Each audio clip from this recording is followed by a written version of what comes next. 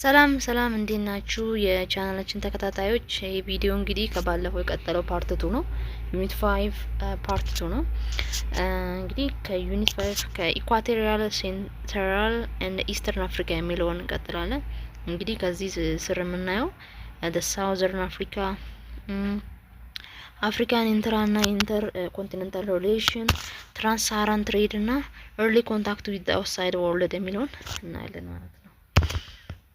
In East Africa, Equatorial Central and Eastern Africa. Okay. In East Africa, a variety of states and small societies emerged. Islam strongly influenced by many of them. Some became extremely wealthy as a result of trade. Okay, East Africa ላይ ያው ጠረፍ አካባቢ ያለ ለምሳሌ ወይ ሶማሊያ አካባቢ ያለው ኢስላም ስትሮንግሊ ኢንፍሉዌንስ ያደረገበት ቦታ ነው። ሳም ቢኬም ኤክስትሪምሊ ዋልዚ ቢኮዝ ኦፍ ትሬድም የሆነ መተዳደሪያቸው ነው። ቢጊኒንግ ኢን ዘ ፈርስት ሚሊኒየም ቢሲ ፈርስት ሴንቸሪ ቢሲ ላይ ኒው ፒፕል ማይግሬትድ ኢንቱ ኢስት አፍሪካን ፍሮም ዘ ዌስት ከኢስት አፍሪካ ከዌስት አፍሪካ ወደ ኢስት አፍሪካ ማይግሬትድ ወይ ደግሞ የተሰደዱ ህዝቦች መጥተው ነበር ፈርስት ሴንቸሪ ኤዲ ላይ። Farming people who spoke dialect of Bantu family began to move from the region of Niger River into East Africa. የባንቱ ፋሚሊ ቋንቋ ተናጋሪዎች ዘይ ተናጋሪዎች ማለት ነው ወደ ኢስት አፍሪካ መጥተው ነበር። ከኒጀር ሪቨር ከኢስት ወደ ኢስት አፍሪካ መጥተው ነበር። and the Congo River basin they most move slowly, not as invading horde but as a small community ሆኖ ወደ ኢስት አፍሪካ የተሰደዱ ህዝቦች ናቸው ማለት ነው። ፎር ኤግዛምፕል ኮንጎ ነው። ከኪንግደም ኦፍ ኮንጎ was located on the lower bank of ዛይር river የሚባለው ኮንጎ ሪቨር ወይ ደግሞ ዛይር ሪቨር አካባቢ የሚገኘው ነው። የሴንትራል አፍሪካ ነው። Bantu people founded in the late 40th century. The people were hunter እና warrior ነበሩ። አዳኝና ወራሪዎች ነበሩ። They were also clever smiths ነበሩ። Apart from agriculture, trade played an important role in the kingdom's economy. Trade በጣም ኢምፖርታንት የሆነ የኪንግደሙ ኢኮኖሚ ነበር፣ ባክቦኑ ነበር ማለት። The role explorer reached the Congo 1452 ላይ እንደሚታወቀው ኤክስፕሎረር ወይ ደግሞ አውሮፓውያን ሚሽነሪዎች ኮንጎ ነበር እንትን ያሉት። ሪችድ ኮንጎን 15ኛ ሴንቸሪ ላይ ነበር እንትን ያርጉት። ስፔሻሊ ምንድን ቤልጂየም ኪንግ ነው እንትን ያደረሰው። ሚሽነሪ who were converted to Catholicism arrived having such footstep the Portuguese colonized the kingdom. መጀመሪያ ፖርቹጋል ነበሩ የደረሱት። ከዛም በኋላ ቤልጂየም እያለ ቀጠለ ኮንጎ ማለት ነው 15ኛ ሴንቸሪ ላይ። ፖርቹጋሎች ደግሞ ካቶሊሲዝምን በሚያስፋፋበት ሰዓት ስለነበረ ካቶሊሲዝም ያው ፕሮቴስታንት ስለተመሰረተ ካውንተር ሪፎርሜሽን ባለፈው እንዳየ ነው ስለሚያርጉ ኪንግደም ኦፍ ኮንጎ ላይም ደርሶ ነበረ ማለት ነው። ሌላኛው the Swahili city state የሚባለው ነው።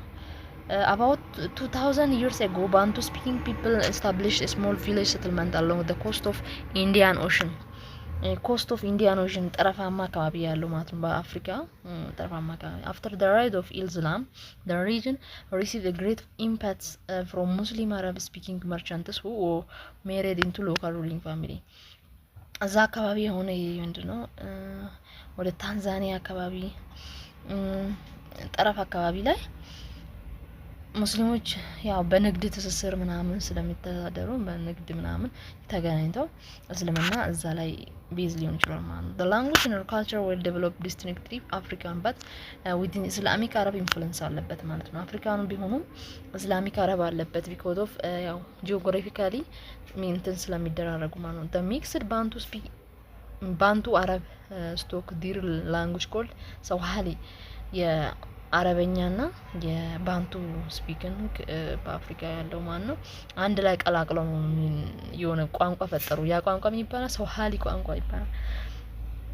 ኮስተርስ ማለት ነው። አረቢክ ስዋሂሊ is no common language in East African countries. East African especially ኬንያ፣ ታንዛኒያ ምናምን በጣም ተናጋሪ ናቸው የስዋሂሊ ቋንቋ እና በአፍሪካም ደግሞ የመጀመሪያ ቋንቋ ነው በብዛት ኒጀር ኮንጎ ውስጥ ስለሚገኝ ማለት ነው። The Swahili civilization is the example of cultural diffusion formed from the interaction between Arab, Persian, Bantu tradition ማለት ነው። cultural diffusion ነው ስንል ይሄ ካልቸር የባህል ፍሰት መስፋፋት ነው። አንድ ላይ ሆኖ አረብ የፔርሺያና የባንቱ ትራዲሽን መጀመሪያ ፔርሺያኖች ነበረ ያልረፉት እዛ ስፍራ ላይ። ከዛም በኋላ አረብ መጡ። ከዛም ባንቱዎች ነበሩ።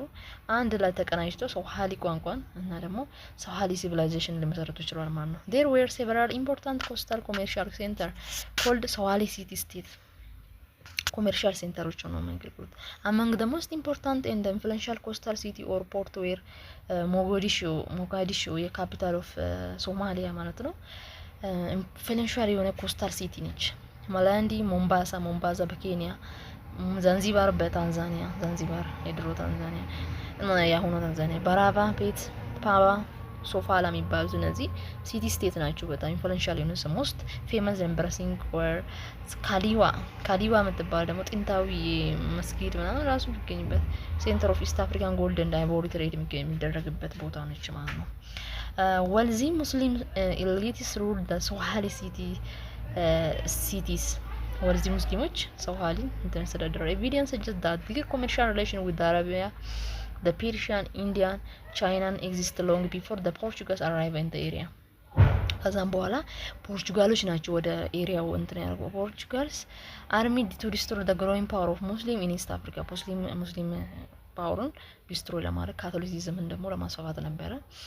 ኢምፕረስድ ባይ ኢስት አፍሪካን ጎልድ ኤንድ አይቮሪ ትሬድ ፖርቹጋል ስታብሊሽ ትሬኒንግ ፖርታት ሶፋላ ላይ 1505 ላይ ማቋቋም ችለዋል ማለት ነው፣ እስልምናን ከኢስት አፍሪካ ለማስወገድ። ከዛም በኋላ ነው በፖርቹጋሎች ሊጠፋ ችሏል ሲቪላይዜሽን። And then Southern Africa, when we come to Southern Africa, in the southern half of African continent, state were formed more slowly than in north ማለት ነው። በሳውዘርን አካባቢ ያሉት እንትኖች ስቴቶች በጣም ስሎሊ ነው ፎርምድ የሆኑት። however this independent village gradually consolidated in some part of southern Africa starting 11th century አካባቢ ላይ ብዙ አይነት ስቴቶች ተፈንስረው ነበር በሳውዘርን አፍሪካ። for example Zimbabwe, the founder of Great Zimbabwe were Bantu speaking people of Shona. ባንቶች by the way በጣም ኢንፍሉዌንሻል ናቸው በአፍሪካ ታሪክ ውስጥ።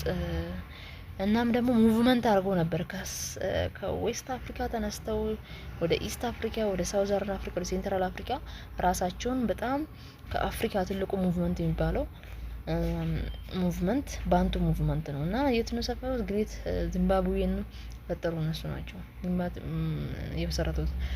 ስፔሻሊ ባንቱ ፒፕል ሆኖ ከዛ ስር ደግሞ the people of Shona የሚባሉት ህዝቦች ናቸው ዚምባብዌን የፈጠሩት። began their rule about 1080 ላይ they built great ዚምባብዌ ማለት ዋል ነው በቃ ማለት የድንጋይ ቤት ማለት ነው ዚምባብዌ ማለት በእነሱ ቋንቋ። in the 13th and 4th century stone house and walls were built in the great Zimbabwe. great ታላቋ ዚምባብዌ ውስጥ በጣም ድንጋይ እንዲመረት ነበር። great Zimbabwe was the medieval African city known for its large circular wall and tower ነው በጣም የተገነባ ነው ግዛቱ ራሱ በድንጋይ ማለት ነው። it was part of wealthy African trading empire that controlled much of East African coastal from 11th to the 15th century ድረስ ኢስት አፍሪካን ኮስትን በጣም የተቆጣጠሩበት ሰዓት ነበር ማለት ነው። within an economy based on cattle husbandry ነበሩ ኢኮኖሚያቸው በማጠበቅ ማለት ነው የእርሻ ምናምን crop cultivation, trade of gold on coast of Indian Ocean. በጎልድ ይታወቃሉ by the way great Zimbabweዎች was the heart of thriving trade empire from 11th to 15th century ነበር ማለት። Zimbabwe namesake is Shona Bantu word meaning stone house ማለት ነው ድንጋይ እንትን ማለት ነው ደግሞ ዚምባብዌ ማለት። it maintained trade relation with Somali states. ሶማሌ ቀደም ያልናቸው ሶማሌ ስቴቶች ጋር great Zimbabwe for this gold mine በጣም በጎልድ ይታወቃሉ። በቃ በወርቅ ነው የሚታወቁ ጎልዶች። after 40-50 AD ሮዚዊ ክላን የሚባሉት በእነሱ አንድ የሆነ ጎሳዎች ሾና ፒፕል ስታብሊሽ the empire called ሜኒዌ ማቱምፓ የሚባለውን እንደገና ደግሞ ስታብሊሽ ያደረጉ። later on Portuguese conquered ሜኒዌ ማቱምፓ in the last 60th century ላይ ያው ፖርቹጋል ሳያል ሀገር ስለሆነች እዛ እሱን ተቆጣጠሩ ይችላል ማለት ነው። ሌላኛው ኮይ ነው። ሳውዘርን ስቴት ውስጥ አንዱ ኮይ ነው። ኢኒሻሊ ኮይ ፒፕል ዌር ሃንተር ነበሩ፣ አዳኝ ነበሩ ማለት ነው። ሲንስ 1000 AD however they made a change from hunting way of life to that of sheep and cattle breeding ከማደን ወደ ራሳቸው ወደ ከብት መጠበቅ ምናምን ቀጠሉ ማለት ነው። beginning from 40th century AD ኮይ ኤክስፓንድ ፍሮም ፕሬዘንት ዴይ ቦትስዋና የመጀመሪያው ቦትስዋና ላይ ራሳቸውን እንትን ማድረግ ነው። they were well established in southern africa by 50th century ላይ ራሳቸውን well established አድርጎ ነበር። however after the dutch settler landed in south africa አውሮፓዎች ወደዛ ሲመጡ ኮይሳኖችን ድራይቭን አውት አድርጓቸው ማለት ከማዘር ላንዳቸው ሊያስወጧቸው ቻሉ። ከዛም በኋላ ወደ ተሰደዱ ማለት ነው። ካልሃሪ ዴዘርት ላይ ተሰደዱ። አስ ሪዛልት ዩሮፒያን ኮልድ ደም ሂቶቶነስ ይላቸው ዝንጀሮዎች እንደማለት ነው። በቃ ይሳደቧቸው ነበረ። ይሄ ምንድነው ኢቫሉዌሽን ዝግመተ ለውጡን ያልጨረሰ ሰው ምናምን እንደዛ ነው አውሮፓዎች የሚሏቸው ማለት ነው። ኮይሳን ከዛም ወደ ካልሃሪ ዴዘርት ተሰደዱ ማለት ነው። ከዛም በኋላ ሳን የሚባል ክላን ጋር ይገናኙና ኮይሳን የሚባለው ቋንቋ ይፈጥራሉ፣ አንድ እንትን ይፈጥራሉ ማለት ነው። ሌላኛው ሳን ነው። before they were driven out of their lands by European settler the San lived in part of present day Angola እና ናሚቢያ የሚባሉ ቦታዎች ነበረ እነሱ የሚኖሩት ማለት ነው። አንጎላ እና ናሚቢያ። የቅድሞቹ ደግሞ እዛ ቦትስዋና ነበር የሚኖሩት ኮይዎች ማለት እነዚህ ደግሞ አንጎላና ናሚቢያ። ዩሮፒያን ኮልድ ደም ቡሽሜን የድሩ ሰው ምናምን ብለው ነው የሚጠሯቸው ማለት ነው። ሳኖችን ደግሞ the San lived by hunting and gathering men hunted animals with bows and a poison tipped arrow the Dutch farmer pushed San to Kalahari desert እነዚህም ደግሞ ወደ ተሰደዱ ወደ እንደነ ወደ ካልሃሪ desert ተሰደዱ። ከዛን አንድ ላይ ሲገናኙ ኮይሳን የሚለውን ይፈጥራሉ ማለት ነው። where they still lived as a hunter and the San have yellowish brown skin tightly called black hair they spoke ኮይሳን language ኮይሳን ከኮይ ጋር ሲገናኙ ኮይሳን የሚለውን ቋንቋ ይናገራሉ ማለት ነው። which are characterized by click ሳውንድን ክሊክ በማድረግ ኮይሳኖች ሳኖች ማለት ነው አጭር ናቸው። በቃ በቁመትም አጭር ናቸው። የሆነ ከለራቸው ምናምን እነ ብሮን ነው የሎሽ ከለር ነው ያላቸው ማለት ነው። Africans intra and intercontinental relation ኢንትራ በውስጥና በውጭ ያለው ሪሌሽንሺፕ ምንድነው? የአፍሪካ የሪሌሽንሺፕ ዋናው ምናምን ከውስጥ ሀገራትና ከውጭ ኢንተርኮንቲኔንታል ሪሌሽን ነው። ኢንተርኮንቲኔንታል ሪሌሽን occurs between two or more continents አንድና ከሁለት በላይ የሆኑ ኮንቲኔንቶች አንድ ላይ ሲገናኙ ኢንተርኮንቲኔንታል። while intracontinental ከሆነ ደግሞ within a continent በአንድ ኮንቲኔንት ውስጥ የተለያዩ ሀገራቶች መካከል የሚደረግ ሪሌሽንሺፕ ማለት ነው። people who lived in north and south of Sahara desert had long history of regular contact before developing trans-Saharan trade route ማለት ነው። ሳውዘርን ሳሃራም ሊሆን ዴዘርት ነው ይችላል። በጣም ህዝቦች ሳውዘርን ኖርዘርን በርበር ቻዲክ ሊሆን ይችላል። እነሱ በጣም ሪሌሽንሺፕ ነበራቸው ከትራንስ-ሳሃራን ትሬድ ከመመስረቱ በፊት። ትሬድ between these people became better organized after the introduction of the camel ኢንትሮዲዩስ በአረቦች ኢንትሮዲዩስ ከመደረጉ በፊት ሪሌሽንሺፓቸው እንትን ነበር ማለት ነው። the trans-Saharan caravan trade began regularly beginning in the 4th century caravan trade began የሆነው መቼ ነው? በ4ኛ ሴንቸሪ an expanded version of pre-existing regional trade among people of various regions in Africa. The trans-Saharan trade contribute to developing a strong economic and political system. ያው ትሬድ economic and political እና ኢኮኖሚክ ሲስተማቸውን እንትን ያደርጋቸዋል። ዴቨሎፕ ስትሮንግ የሆነ ሪሌሽንሺፕ እንዲኖራቸው ያደርጋል። እና ደግሞ ስፕሪድ ኦፍ ኢስላም ራሱ ኢንትሮፒካል አፍሪካ ፋርዘር ስትሬንግዝ ያደርጋቸው ሪሌሽንሺፓቸው ማለት ነው። ያው ሙስሊም ወንድማማቾች ናቸው። ብራዘር ሁድ ነው ራሳቸውን የሚደራረጉ ለዛ እሱ ራሱ ስትሮንግ ሪሌሽንሺፕ እንዲኖራቸው አድርጋቸዋል ማለት ነው። the Arab trade with the society in North and East Africa trade contact facilitated the exchange of ideas. Trade exchange of idea, exploration and significant contact with European power contributed to the ever changing Africa. The outcome of Afro-European contact during exploration era was opening of the trans-Saharan slave trade. ያው አፍሪካኖች አውሮፓዎች ወደ አፍሪካ ሲመጡ 15ኛ እና 16ኛ ሴንቸሪ ላይ ወደ አፍሪካ ከመጡ በኋላ ስፔን እና ፖርቹጋል ሲመጡ ምንድነው ወዲያው እንትን ያመጣላቸው ኤክስፕሎሬሽን አይደለ? ኤክስፕሎሬሽን ወደ ማሳሳ ንግድ ሩት መፈለግ ሊሆን ይችላል። አሜሪንጎ እንደ ኮሎምበስ እና ቫስኮ ዳጋማ ምናምን ሲመጡ ማለት ነው። ሶ ያ ደግሞ ወዴት መራቸው? አውሮፓዎችን ወደ ኮሎኒያላይዜሽን ወይ ደግሞ ስሌቭ አትላንቲክ ስሌቭ ትሬድ የሚባለውን ወደዛ መራቸው ማለት ነው። ሶ ኦኬ ትራንስሳሃራን ትሬድ ምንድነው ታዲያ? ትራንስሳሃራን ትሬድ ስንል as I mentioned earlier people across African continents are diverse ናቸው። በአፍሪካ የሚገኙ ፒፕሎች ያው ዳይቨርስ ናቸው። nevertheless there are also something that African people share in common. Trans-Saharan trade can be a good example.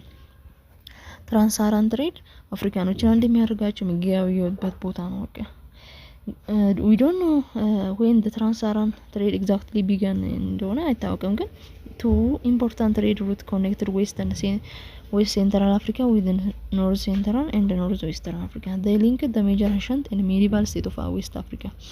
Especially ባለፈው ከላይ እንዳየነው እነ ጋና እነ ሶንጋይ ሱልጣኔቶች በዚህ ትሬድ ሩት ላይ ነው የተመሰረተው እንትናቸው ማለት ነው፣ ሲቪላይዜሽናቸው። the other routes cross the Central Sahara and connected North Africa with the kingdom of Kanem Borano ቀደም እንዳልነው sub branch linked West Africa and Egypt. Trade route across the desert also connected Africa with the outside world ማለት ነው። አፍሪካን ከአውትሳይድ ወርልድ Okay, the Trans-Saharan trade network played a key role in the movement of people, material and idea. ያ ትሬድ ከሆነ ሁሉም ነገር ነው፣ ሙቭመንት ነው። the movement of people, material, idea ሊሆን ይችላል። Okay, the important traded item of Trans-Saharan trade were gold from the region of West Africa. West Africa ላይ ጎልድ አምራች ሀገር እንደሆነ ይታወቃል። ስፔሻሊ ፎረስት ሪጅን የሚባለው ነው አካባቢ። ከዛ ሳልትም አለ፣ ሳልት ማይንድ ኢን ዌስት ኖርዝ ዌስት። in addition enslaved people ራሱ ባሪያ ንግድ ራሱ ነበረ የሰው ማለት ነው። people became important trade good after the emergence of Arab in 7th century ላይ ሙስሊም አረቦችም ባሪያም ይነግዳሉ። በዛ ሰዓት አውሮፓዎችም ሲመጡ ባሪያ ንግድ ነበረ፣ ጎልድ ማይን ነበረ፣ ሳልትም ነበረ ማለት ነው። The Trans-Saharan trade contributed to developing robust economic and political system on both sides of Sahara. For example, Great West African Empire of Ghana, Mali and Songhai became powerful because of the control Saharan trade ማለት ነው። Saharan trade መቆጣጠራቸው grateful ወይ ደግሞ ይሄ great civilization ሊሆን ይችላል ማለት ነው። The trade facilitated the spread of Islamization in West Africa and Central Africa ላይ Islamization እንዲስፋፋ ዋነኛው ምክንያት ነው ማለት ነው። ሌላኛውና መጨረሻው በዩኒት 5 ስር የምንመለከተው እንግዲህ early contact with the outside world የሚለው ነው። early due to accessibility of the East African ኮስቶች አሉ አይደለ? በኢስት አፍሪካ ላይ for example Indian Ocean coast አለ፣ the Red Sea coast አለ። በዛ ስር ኢንተራክሽን አለ between people from the outside world ማለት ነው። ኮንታክቱ mainly from with አረቦች አሉ፣ ግሪክ፣ ፔርሺያን፣ ሮማንስ፣ ቻይኒዝ፣ ኢንዲያንስ፣ ስፔን፣ ፖርቹጋሎች ከነዚህ ጋር በኮስቶቹ መካከል የሚደረግ ግንኙነት ኢርሊ ኮንታክት ነበራቸው ማለት ነው። ስፔሻሊ ኢጂፕሽያንስ፣ ኑሚቢያንስ፣ ኩሾች ማለት ነው። አክሱም ስንመጣ ከፔርሺያን፣ ከሮማን፣ ከግሪክ፣ ከአረብ ጋር ብዙ አይነት የንግድ ትስስርም ግንኙነትም ነበራቸው። what is European perception of Africa? ኢሮፒያኖች ድሮ አፍሪካን እንዴት ነው ፐርሲቭ የሚያደርጉት? ትርጓሜ የሚሰጧት ዳርክ ኮንቲኔንት የሚያሉበት ጊዜ አለ። ኢቮሉሽን ያልጨረሱበት ህዝብ የሚኖርበት ይላሉ። European created an image of Africa that was previous opposite of Europeans በራሳቸው ተቃራኒ አድርገው እነሱ በቃ ሁሉም ነገር ኮንፊደንስ ያላቸው ሁሉም ነገር የሚችሉን አድርገው የሚያስቡ ኢትዮጵያን ግን አፍሪካን ግን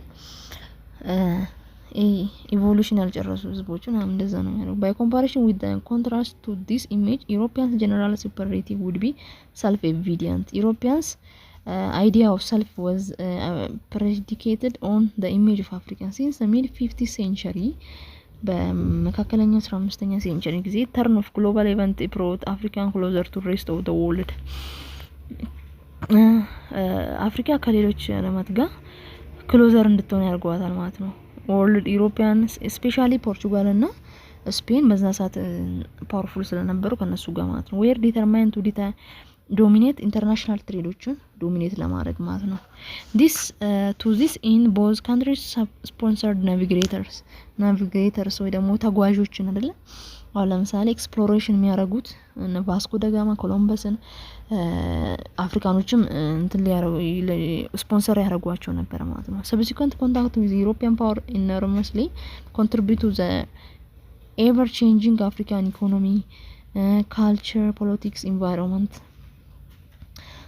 አፍሪካን ፓወሮች ከኮንታክት በማድረጋቸው ኤቨር ቼንጂንግ ሁሌም በቃ ለውጥ ላይ የተመሰረተ ነገር እንዲኖራቸው አድርገዋቸዋል ማለት ነው አፍሪካኖችን the outcome of Afro-European contact during exploration era was the opening of transatlantic slave trade transatlantic slave trade ደግሞ በሌላ ቪዲዮ እናያለን እና ስላዳመጣችሁኝ አመሰግናለሁ ቪዲዮውን ሰብስክራይብ ሼር ላይክ ማድረጋችሁን እንዳትረሱ thank you